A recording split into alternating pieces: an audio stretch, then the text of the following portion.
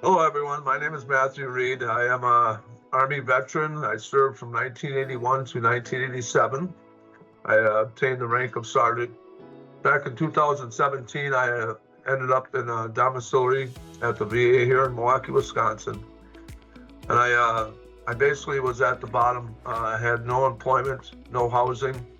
I was homeless. I was in desperation mode. I had to set some goals for myself, and those goals were obviously one, to stay sober or to find a way to stay sober. Two, to find employment and stable employment and housing.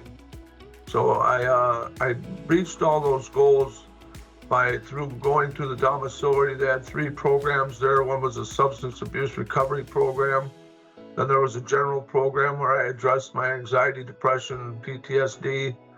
And then the third program was domiciliary care for homeless veterans. So those programs, and I utilized those resources to reach my goals at that time of one, staying sober. Two, I did find employment through the compensated work therapy program. And then three, I also obtained housing through the Housing and Urban Development Veteran Assisted Program. So I obtained a voucher and I got my housing and I maintained employment. And obviously then I got to opportunity to become a federal employee with the VA, and I obtained that also. So I guess, there was a time in my recovery where one of the guys who had about 5 years more recovery than myself said, I was explaining how good I felt from being in sobriety. And he said, yeah, it gets greater later. So I've utilized that in my own speeches and such, because what that means by greater later, it means life. We enjoy living life. We learn our whole attitude and outlook upon life has changed.